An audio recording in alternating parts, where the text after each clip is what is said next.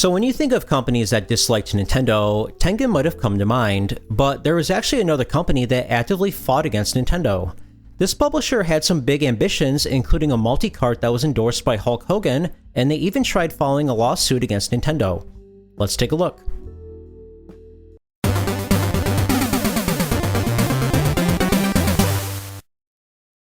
What's going on? It's Pojer, coming at you with another video.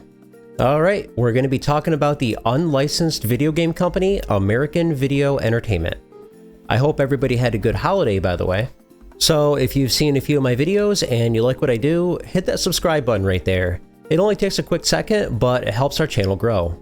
And don't forget, we do have a Discord channel. Just go to discord.pojer.net.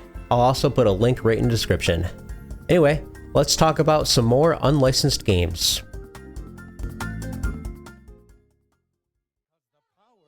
Cartridge. Over 560 levels and hundreds of spectacular game screens. And that adds up to thousands of hours of play. All this in one powerful Maxivision cartridge. Up to $1,500 worth of individual games. That's Maxivision.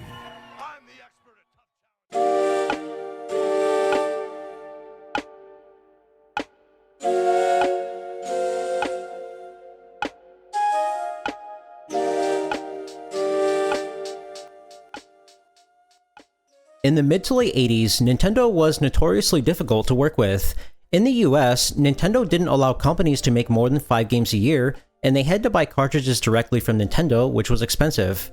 Not only that, but Nintendo didn't allow third-party chips or mappers to be used. The company Macronix, who was a chip manufacturer, was interested in getting involved in the video game market. However, when they approached Nintendo about making some ROM chips for them, Nintendo replied with their favorite 2-letter word: no! So, rather than accepting it, Macronix would start making their own ROM chips without the endorsement from Nintendo. Shortly after, they would create the company American Video Entertainment. Of the 19 games they published, only 2 of them were actually developed by American Video Entertainment. This makes sense though, as chip manufacturing is something they're good at. The goal of the company was to publish higher quality games at a cheaper price point. Why pay full price for an official NES game when you could pay less for an American Video Entertainment game while keeping the same quality? The games would vary in quality, with some being decent and others being bad. Their cartridges were black and had a red circle that said "press here." Not sure why. Like I mentioned before, because these were unlicensed games, the company could make their own cartridge shells and didn't have to buy any from Nintendo. At first, American Video Entertainment had a lot of success with game sales. Not only were some of their games decent, but the company had a good relationship with Toys R Us, which came in handy since they sold video games.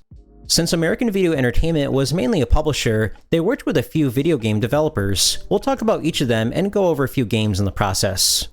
The first one was Odyssey Software. Unfortunately, this company was extremely uncreative, making great games like Solitaire and Blackjack. They planned on making backgammon and poker, but neither of them were released. Thank God for that. It's extremely lazy that they would make basic games like these, especially because they didn't invent Solitaire or Blackjack. The original titles they did make were nothing special either. The game Deathbots is an isometric run-and-gun game where you must make it to the end of the stage without getting hit too many times.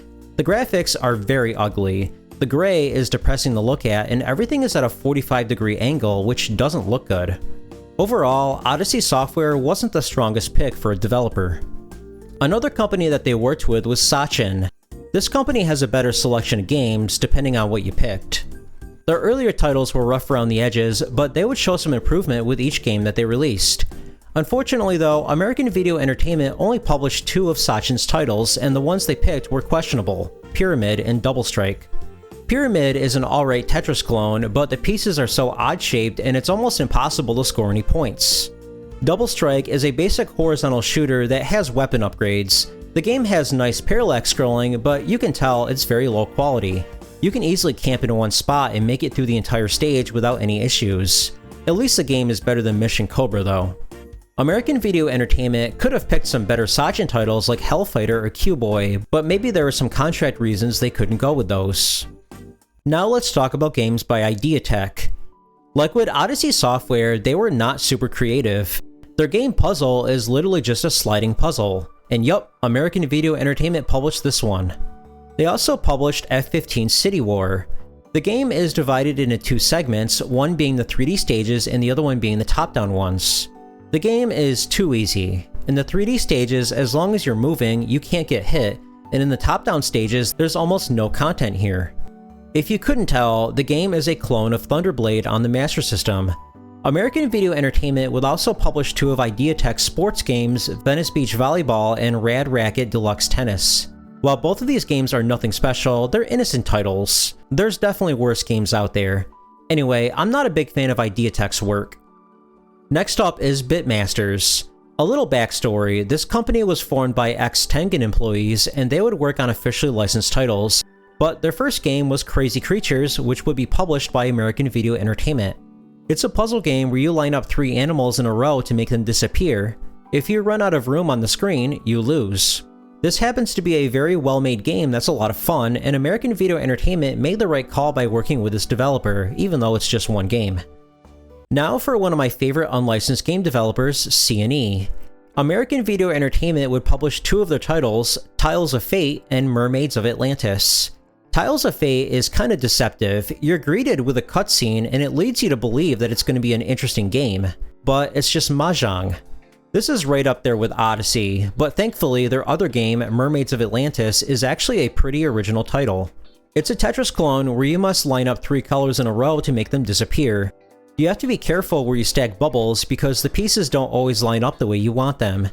There's 2 different gameplay modes, one where you have to pop the bubbles that's marked with a letter, and the other where you have to pop 200 bubbles to advance to the next stage.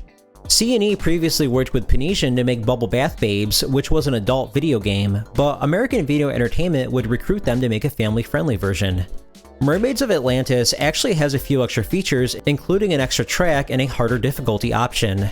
The only thing I don't like about this game, in between some stages, a cutscene plays that's unskippable, which is annoying.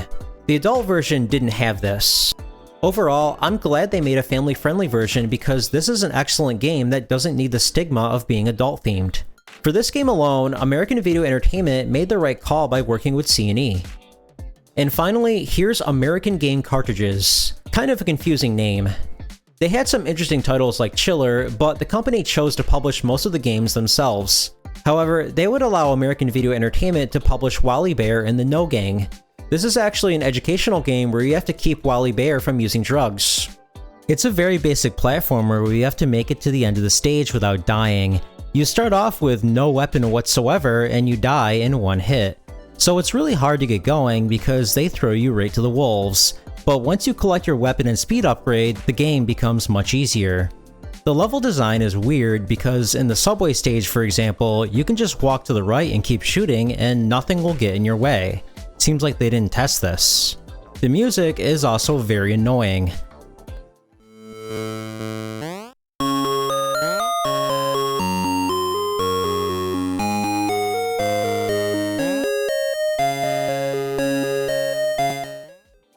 So overall, it's playable, but nothing special.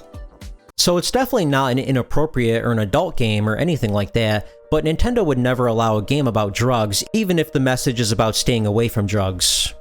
To summarize, American Video Entertainment would publish a few great titles, but also some mediocre ones. The average quality of their games would be a step over Color Dreams, but not better than Tengen, so perhaps they did accomplish their goal of making higher quality games at a lower price point. Except American Video Entertainment would struggle in sales. There were a few things that were holding them back. The first problem was the compatibility of games. Nintendo kept making revisions to the NES that would make later models incompatible with American Video Entertainment games. So if a consumer bought an NES after October of 1990, the console would not work with their games. American Video Entertainment tried getting around this by offering a hotline that walked customers through how to circumvent Nintendo's lockout chip, but very little could be done to solve this problem. Nintendo had them checkmated. The second problem was that Nintendo put a lot of pressure on stores to not sell unlicensed NES games. They threatened to take their business elsewhere if they didn't comply. Since the NES was a bestseller, retailers were forced to agree to Nintendo's demands. This made it near impossible for American Video Entertainment to sell their games. So Nintendo couldn't actually do anything legally about unlicensed games, but they made it as inconvenient as possible for the companies making them. Nintendo couldn't stop them from making the games, but they couldn't sell them in stores, and newer revisions of the NES didn't play them. So what can you do in a situation like this? American Video Entertainment tried fighting back. They filed a lawsuit against Nintendo for $105 million. They claimed that Nintendo modifying later versions of the NES to prevent unlicensed games from working was a violation of antitrust laws. They also claimed that Nintendo had an illegal monopoly. The case would be settled 3 years later under a secrecy order, which means we don't know what happened. I wouldn't be surprised if Nintendo got their way though. So they couldn't do anything to stop Nintendo, but they had one more trick up their sleeves.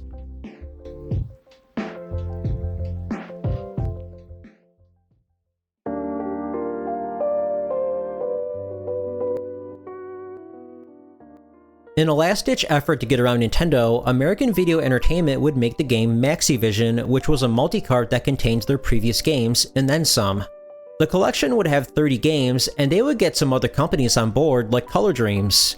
To get around the fact that they couldn't sell their game in stores, they made an infomercial. And then, if that wasn't enough, they hired Hulk Hogan to promote the product. So why did they do all this?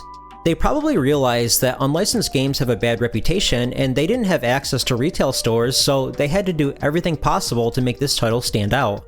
And when you think about it, each one of the games separately is mediocre, but when you combine it into a 30-game collection, suddenly you have a good selling point. The infomercial did a great job promoting the game, even stating that if you get tired of one game, you can just play another one on the Maxivision cartridge. The infomercial also had a fake video game tournament where we'd see some of the games in action. So it seems like they figured all this out, but unfortunately it didn't go the way that American Video Entertainment wanted. For starters, the infomercial only aired once. Talk about a missed opportunity. Imagine going through all the effort of making it and paying for Hulk Hogan to be included only for it to air once. Secondly, due to copyright reasons, the game list was dropped from 30 games to only 15. While it wasn't intentional, it's irresponsible that the company promised 30 games to the consumer only to be giving them 15. I say give them a 50% refund. Looking at some of the titles that made the cut, we can see that there's a few titles that American Video Entertainment didn't publish individually, like Chiller and Shockwave. There's also Color Dreams games on here, which is a company that American Video Entertainment didn't have any prior involvement with. Maxi 15 was definitely a very ambitious idea. They did everything they could to get around Nintendo's restrictions. They included multiple games, they used an infomercial to showcase their product, and they paid for Hulk Hogan's appearance. They really threw the kitchen sink at this project, and I commend American Video Entertainment for trying. This was their last game too, so they put all their eggs in this basket. American Video Entertainment was different from other unlicensed game companies. They were mainly a publisher that gave developers a platform to showcase their games. They wanted to deliver high-quality games at a lower price point, and with some of their games, they achieved that. American Video Entertainment also tried to make a statement. They're one of the few companies that tried going after Nintendo, and they would make a really ambitious game. While the company might not have gotten the footing they wanted, they were a decent unlicensed game company.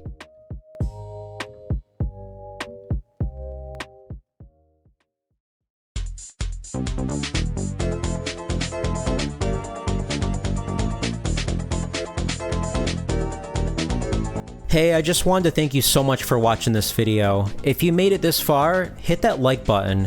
If you enjoy this type of content, hit the subscribe button for more content. Both of these things really help the channel grow. If you have anything to share, feel free to leave a comment. I read every single comment on this channel, and I'm pretty good at replying back. Anyway, have a good one.